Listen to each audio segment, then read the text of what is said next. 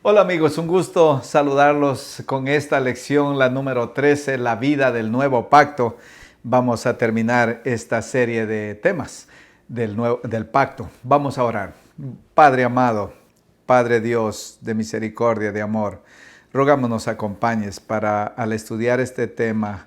Querido Señor, saquemos provecho, seamos bendecidos, querido Padre, porque solo con tu presencia, solo con tu ayuda se tienen esas bendiciones. Querido Señor, reconocemos eso, anhelamos tu presencia en el nombre de Jesús. Amén. Amén. La vida del nuevo pacto. Entonces es ese pacto, el nuevo pacto que Jesús estableció a través de su sangre. Esta es la sangre del nuevo pacto, dijo ahí en el aposento donde tuvo la última cena. Pero este nuevo pacto que estableció Jesús a través de su sangre no es algo teórico, no es una doctrina filosófica, algo teórico, sino algo práctico. Por ejemplo, este pacto con Dios nos transforma completamente, nos da una nueva vida. Y entonces la pregunta es, ¿qué pues nos da la vida del nuevo pacto? ¿Qué nos da? Y como punto número 1, el nuevo pacto da una vida de gozo. El nuevo pacto nos proporciona una nueva vida de gozo, una vida de gozo, donde Jesús es esa fuente de gozo. Primera de Juan 1:1, solo para tener el contexto, en el versículo 3:4 dice que Él nos da pleno gozo. Pero aquí, versículo 1, para tener contexto, lo que era desde el principio, lo que hemos oído, lo que hemos visto con nuestros ojos, lo que hemos contemplado y palparon nuestras manos tocante al verbo de vida. Aquí lo que dice es lo que hemos oído, visto, contemplado, palparon, lo que palparon nuestras manos. O sea, es una experiencia personal que se llama. No es una teoría, es algo, digamos, que ellos vivieron. Está hablando el apóstol San Juan, que vivieron con el verbo de vida. Jesús aquí es presentado como la fuente de vida, como la fuente de vida verdadera que trae, obviamente, que trae gozo, que trae felicidad, que trae plenitud. El verbo de vida. Les vamos a hablar, les vamos a testificar acerca de algo que nosotros hemos experimentado, el verbo de vida, la fuente de vida. Versículo 2 de Primera de Juan 1:2 dice, porque la vida, ese es Jesús, la vida fue manifestada. Y eso no es, la vida está hablando de la vida eterna, pero la vida eterna no es algo, sino es alguien, y ese alguien es Jesús. La vida fue manifestada, que se manifestó en carne, y la hemos visto, dice, y testificamos, y os anunciamos la vida eterna. Ahí está la vida eterna, la cual estaba con el Padre. Jesús es la fuente de vida eterna. Jesús es la persona vida eterna, la cual estaba con el Padre y se nos manifestó en carne, vino a habitar, a vivir entre nosotros, con los seres humanos. A eso se refiere. Y entonces ellos dicen, nosotros hemos tenido esta experiencia, y entonces damos un testimonio personal, de una experiencia real, personal, que la tocamos, que la vimos, que la palparon nuestras manos, no es teoría. Entonces, Primera de Juan 1:3 dice, lo que hemos visto, oído otra vez, eso os anunciamos. No es teoría, no es simplemente algo que hemos aprendido, que es solamente ideas. No, esto es experiencia, lo que nosotros anunciamos, para que también vosotros tengáis comunión. Comunión, recuerden que por el pecado se rompió esa comunión cara a cara que era en el jardín del Edén antes de que entrara el pecado. Jesús entonces viene a conectarnos con el Padre, viene a que esa comunión se haga real otra vez. Entonces por eso dice, para que vosotros tengáis comunión con nosotros, dice el apóstol San Juan. Y nuestra comunión, dice el apóstol, verdaderamente es con el Padre y con el Hijo Jesucristo. Esa comunión, digamos, rota con Dios, el Hijo vino a restituirla. De eso trata, y eso es lo que testificamos nosotros, porque lo vivimos, lo experimentamos. Fue una experiencia linda con Él. Primera de Juan 1:4, entonces dice, estas cosas os anunciamos. Jesús allá era fuente de comunión, es, digamos, la razón de cómo Él restituyó esa comunión rota por causa del pecado. Cristo entonces no solo eso, sino que dice, estas cosas os escribimos, hablando de Jesús, para que vuestro gozo sea cumplido. Otras versiones, esa palabra cumplido la traduce para que vuestro gozo sea pleno, para que vuestro gozo sea total, por así decirlo. Estas cosas os escribimos, estas cosas os anunciamos, en este caso utilizando obviamente como su carta que él escribió, primera de Juan. Así que él dice, estas cosas escribimos, allá decía anunciamos, para que vuestro gozo, para que tu gozo sea cumplido. Usted, para que sea pleno. Usted quizás no ha pensado en que la vida de seguir a Jesús, la vida de cristiano es una vida de alegría, es una vida de gozo, es una vida de felicidad, verdadero gozo. No aquel gozo pasajero, no aquel gozo que da este mundo y que da el mundo, sino el gozo que solo Cristo da, el gozo de saberse, digamos, salvo, el gozo de sentir la paz del perdón, de la salvación eterna. Es ese gozo que es no necesariamente un arrebato, digamos, de emociones, sino un gozo, digamos, que puede ser quieto, pero sin embargo profundo, en lo más íntimo de nuestro ser. ¿Ha experimentado ese gozo? El gozo que solo Cristo da. La paz que solo Cristo da, ese gozo pleno. Dice, yo he venido para que tengan vida y que la tengan en abundancia. Es la verdadera vida, es el verdadero gozo que estamos hablando aquí. El nuevo pacto da una vida sin culpa, una vida sin culpa también. El nuevo pacto nos proporciona una vida sin culpa y obviamente eso solamente puede darse a través de Cristo. Romanos 8:1 dice, ahora pues, ninguna condenación, cero condenación hay para los que están en Cristo Jesús. ¿En quién no tenemos condenación? ¿En quién nosotros podemos librarnos de la culpa, de nuestros pecados, de nuestros errores, de nuestros terribles pecados a veces? ¿En quién? En Cristo Jesús. Y ninguna condenación hay para aquellos ¿quiénes? Que están en Cristo Jesús. ¿Y qué es estar en Cristo Jesús? Es confiar en Él, es haber puesto nuestra vida en sus manos para la salvación, es haber confesado a Él, es haberse entregado, rendido a Él, para que Él guíe nuestras vidas, para decir, soy tuyo, Señor, enteramente tuyo. Trata de eso. Y los que están en Cristo Jesús, que han puesto su confianza en Él, no hay ninguna condenación, gozan de paz, no tienen culpa. Eso es lo que es. Juan 5:24 dice, de cierto os digo, el que oye mi palabra y cree en el que me envió tiene vida eterna. No tendrá vida eterna, sino cuando crees tienes vida eterna. Y no vendrá a condenación, eso es futuro, mas ha pasado de muerte a vida. O sea, la vida eterna la empiezas a vivir en el momento en que tú crees en Jesús, en el Padre, en el que me envió. El que cree mi palabra, dice el Señor Jesús, tiene vida eterna. Y no hay condenación para aquel que cree en mi palabra, dice Jesús, el que cree en el que me envió, en el Padre. No hay condenación. Ha pasado, dice, de muerte a vida. La vida eterna no la empezamos a vivir cuando Jesús viene por segunda vez. La empezamos a vivir en el momento en que tú confiesas y pones tu fe en Cristo Jesús. Inmediatamente tienes la vida eterna. En el momento en que tú te entregas, en que tú recibes a Cristo en tu corazón, para que more en tu corazón, tienes vida eterna inmediatamente. Y eso, entonces por eso la persona que tiene vida eterna, le empieza a vivir en el momento en que cree. La consumación de la vida eterna, cuando será removido de este cuerpo mortal el pecado, entonces seremos eternos otra vez. Ahora somos mortales y por eso morimos. Pero cuando Jesús venga por segunda vez, no más muerte, no más, ¿cómo se llama? No más pecado, porque el pecado va a ser totalmente removido. Y entonces no más muerte. Entonces, ¿qué es lo contrario de muerte? Vida eterna, obviamente. Eso va a ser la consumación en la segunda venida. Mientras tanto, no hay culpa para el que cree en Jesús. No hay condenación para el que cree en Jesús. Romanos 3:24, obviamente para tener, digamos, esos beneficios tienen que uno entrar en pacto, tiene que haber una relación de amor. Recuerden que el pacto es una relación de amor entre Dios y sus seguidores. Siendo justificados, Romanos 3:24, siendo justificados gratuitamente, gratis, por su gracia, mediante la redención que es en Cristo Jesús. Esa palabra redención es la palabra que describe un pago, un rescate.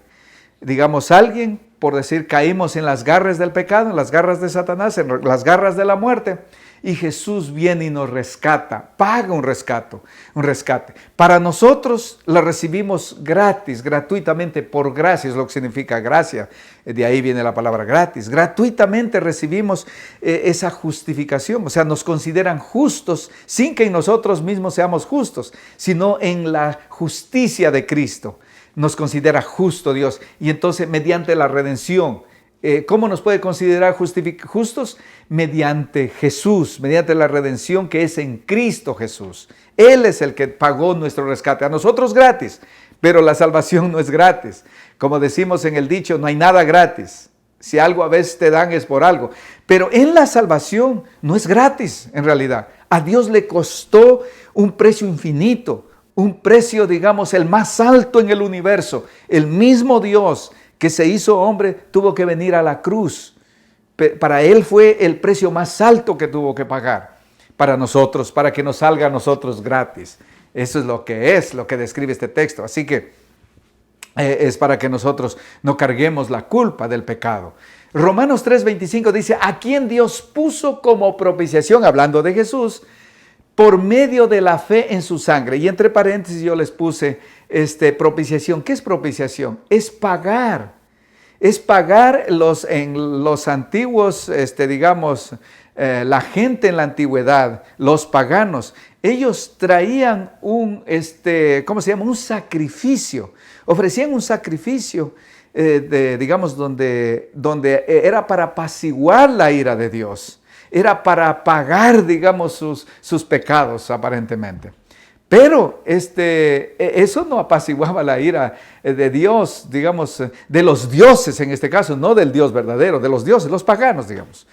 Pero Dios, cuando dice propiciación y dice por medio de la fe en su sangre, dice Dios puso como propiciación a su Hijo, Jesús, como propiciación. ¿Y qué es? Para apaciguar su ira santa por el pecado, porque digamos, el pecado es contrario a su naturaleza, que es santo.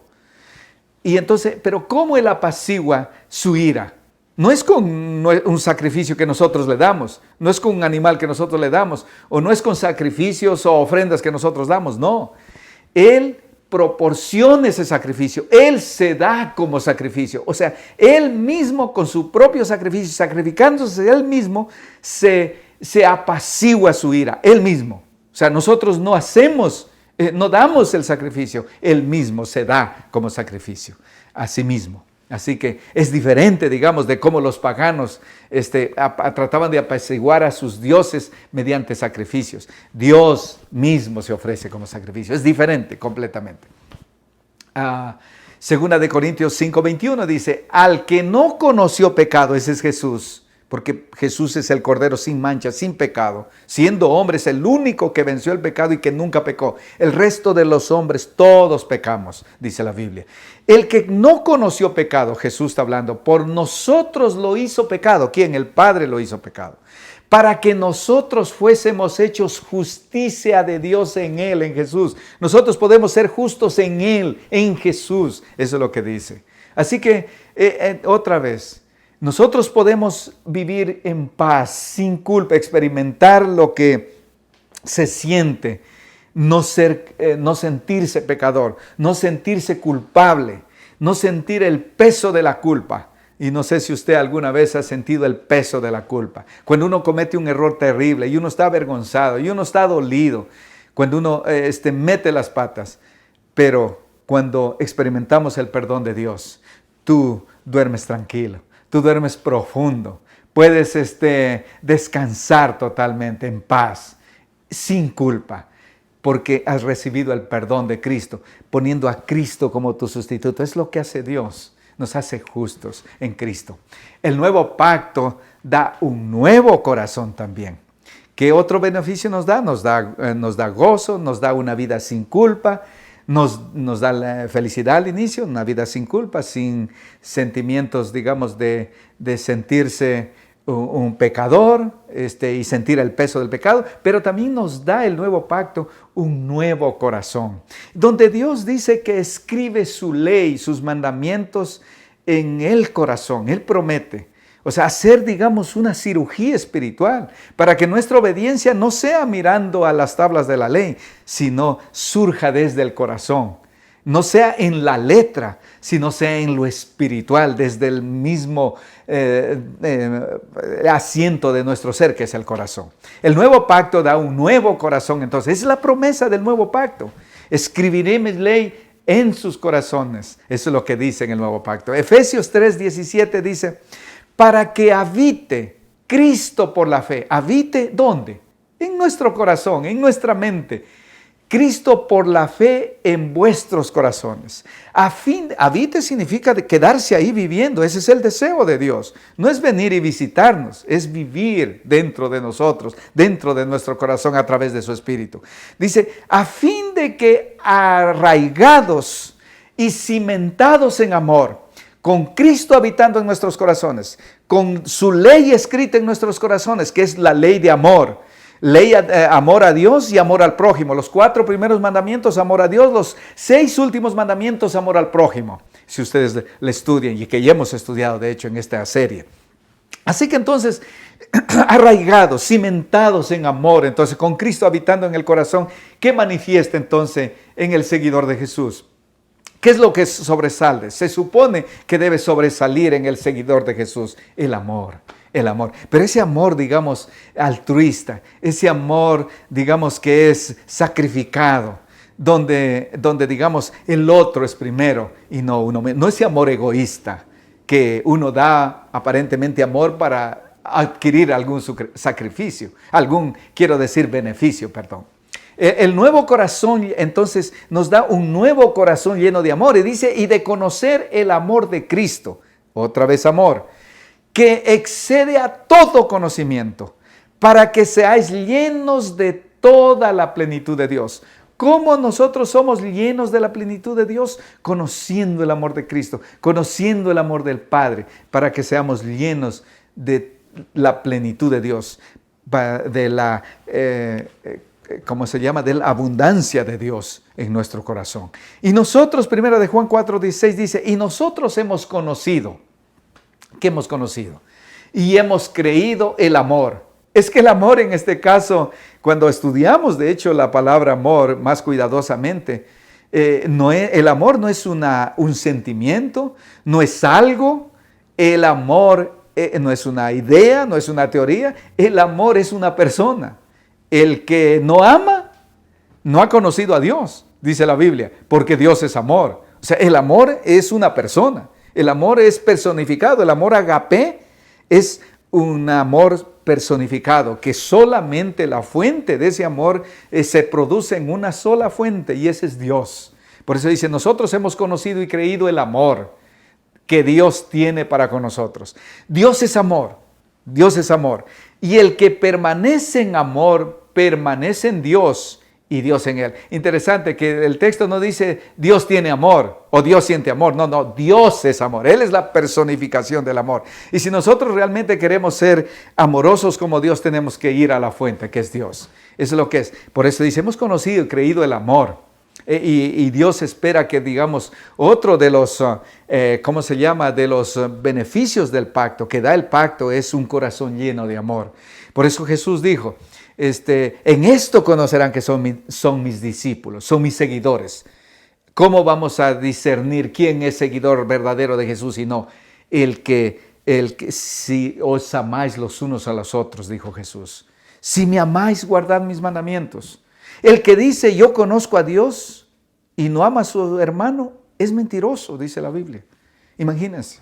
O sea, amor es el centro de la ley. Es el centro de la ley de su gobierno. Es digamos, cómo Dios maneja el universo con su ley de amor en el centro. El nuevo pacto da vida eterna, además.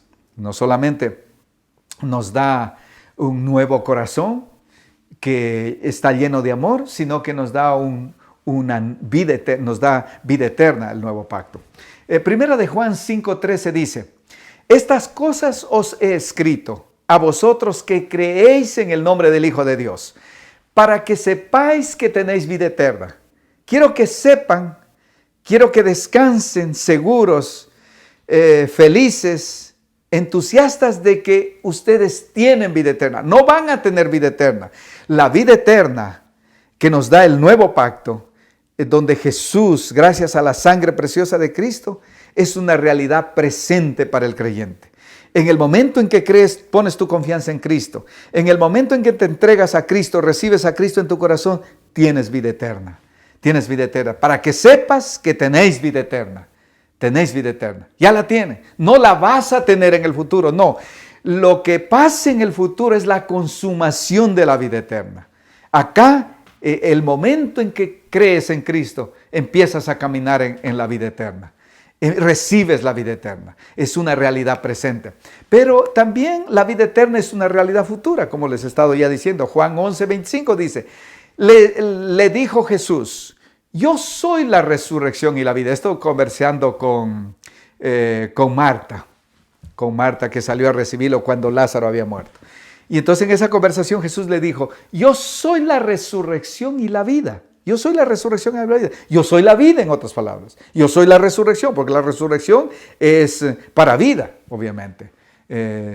Yo soy la resurrección y la vida. El que cree en mí, aunque esté muerto, vivirá. Futuro.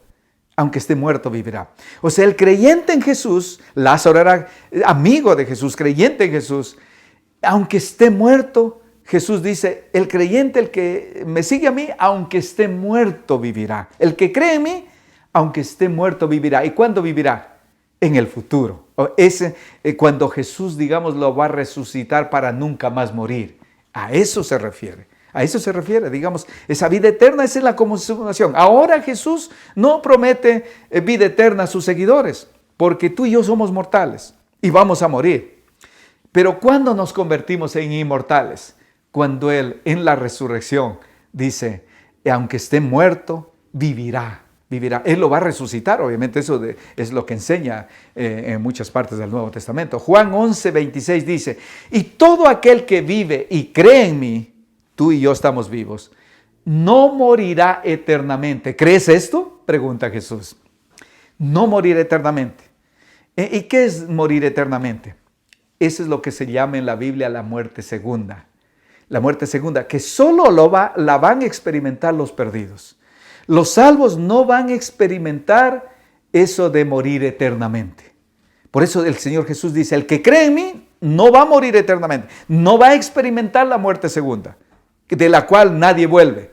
De la muerte, la primera muerte, que la experimentan justos y pecadores, seguidores de Jesús también la experimentan. De esa Jesús lo resucita. Por eso dice, no morirá eternamente. Va a morir, pero no eternamente. A la cual hay que temerle es a la segunda muerte, a la que es a la muerte eterna, no a la muerte temporal. Por eso dice, no morirá eternamente, es buenas nuevas para ti y para mí.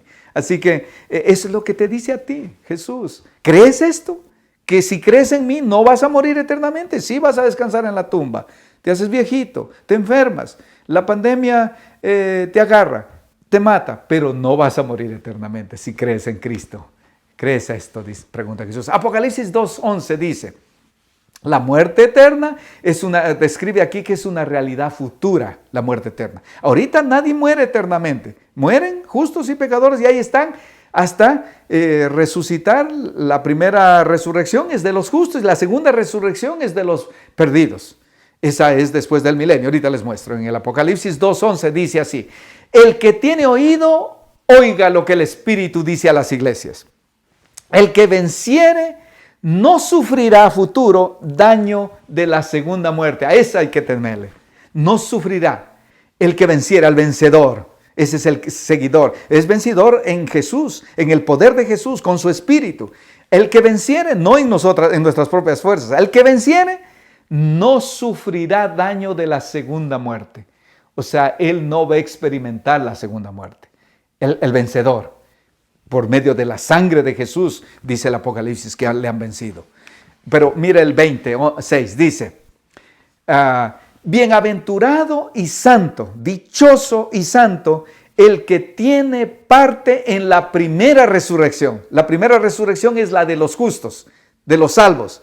Le estoy diciendo en Tesalonicenses. En el libro de Tesalonicenses habla de esto, de la primera y la primera resurrección. Dice, bienaventurado el que tiene parte en la primera resurrección, porque es la resurrección de los salvos. Hay dos resurrecciones. La segunda muerte no tiene potestad sobre ellos, sobre los que resucitan en la primera resurrección. No le va a hacer daño, en otras palabras, no morirán eternamente. Los que mueren, los que resucitan, lo que implica que murieron, pero la muerte temporal, no la muerte eterna, la segunda muerte. Dice, la segunda muerte no tiene potestad sobre estos, sino que serán sacerdotes de Dios y de Cristo y reinarán con Él 1000 años. ¿Ok? 1000 años. O sea, los salvos van y reinan con Jesús 1000 años, pero los que experimentan la segunda muerte obviamente no resucitan sino después del milenio. Ustedes lean con cuidado Apocalipsis 20, ahí va a estar, ¿ok? Léanlo con cuidado todo el capítulo.